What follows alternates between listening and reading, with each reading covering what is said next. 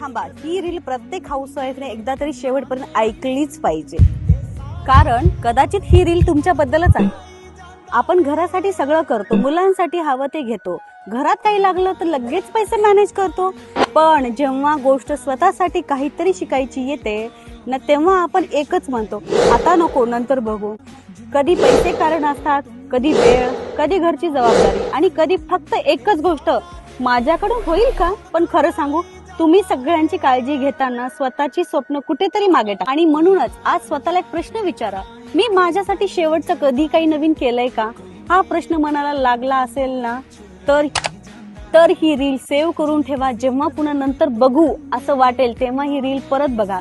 आणि तुमच्या ओळखीची अशी एखादी हाऊसवाईफ असेल जी स्वतःसाठी काहीतरी सुरू करायचं म्हणते पण अजूनही थांबली आहे, तिला ही रील शेअर करा.